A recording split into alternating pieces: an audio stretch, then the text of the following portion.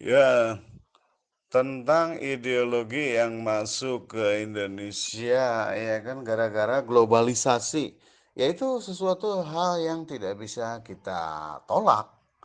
Karena ya sekarang kuliah-kuliah politik itu bisa didapatkan dari YouTube kan. Misalkan ya tentang gerakan komunisme di Amerika ada dari misalkan demokrasi at work, demokrasi di tempat kerja oleh Richard Wolff misalkan kan bisa didengar siapa saja kan. Misalkan paham liberal dari eh, ya sejarawan Yuval Noah Harari yang mempunyai 3 buku bestseller misalkan kan eh, itu isinya kan rada liberal gitu, liberalis gitu. Ya itu kita kan bisa baca gitu pendapatnya dan sebagainya. Oleh karena itu ya ada kalau yang ya terpengaruh oleh ideologi-ideologi tadi, ya bisa muncul diekspresikan dan menjadi gerakan sosial, gerakan politik di Indonesia ya bisa jadi terpengaruh gitu.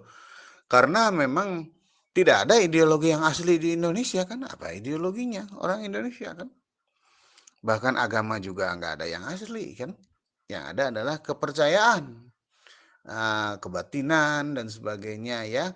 Yang mungkin secara sistematisasinya ya kurang. Bagaimana misalkan eh, apa namanya prinsip-prinsip dasarnya, prinsip-prinsip gerakannya kan kayak gitu dari suatu kepercayaan di Indonesia itu misalkan ya nggak ada gitu. Jadi ideologi termasuk ya kan. Nah, Pancasila itu ya sebetulnya salah satu menu saja kan menu dari para pendiri bangsa yang eh, backgroundnya berbagai macam kan. Ada yang nasionalis, ada yang sosialis, ada yang agama ya Islam misalkan kan. Nah itu didaftar menu kan, jadi ini dimasak gitu kan. Nah, kalau Pak Karno bilangnya digali dari bumi pertiwi gitu kan. Nah itu jadi sebetulnya yang digali itu ya Pak Karno nggak bisa apa men-serve makanan itu menu itu kan dengan hanya galian saja mungkin harus dibumbui kan dengan ya komunisme sosialisme kan gitu tergantung dari eh, pada waktu itu masyarakat masyarakat yang pada waktu dipimpin para founding fathers kan ada apa Haji Agus Salim ada kan berbagai lah Pak Kasman Singodi Mejo kan.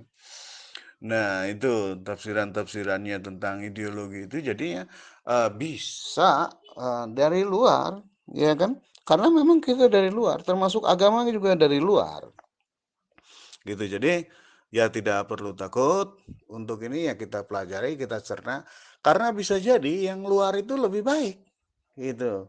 Seperti halnya ya liberalisme itu lebih baik. Bahkan eh, paham liberalisme itu dia suka ngambil juga dari paham komunisme kan tentang social justice misalkan tentang tuntutan-tuntutan para buruh, para manula, orang miskin dan sebagainya. Kemudian ada beasiswa misalkan.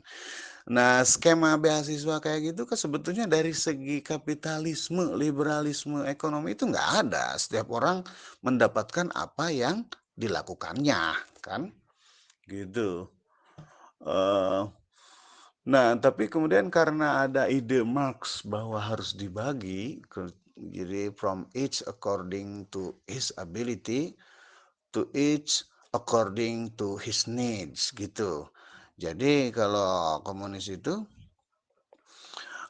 setiap orang harus bekerja menurut kemampuannya dan setiap orang berhak mendapatkan apa yang dibutuhkannya. Nah, kan indah itu. Nah, maka kemudian diambil alih kan ya daripada ini kan orang kapitalis daripada di demo terus ya sudah dikasihin lah gitu kan beasiswa atau apa kan gitu. Jadi jangan takut untuk mencerna tapi harus dikunyah dulu, jangan langsung ditelan, bahkan dilihat dulu kan gitu. See but don't touch. tat touch but don't taste, taste but don't swallow, gitu kan, itu.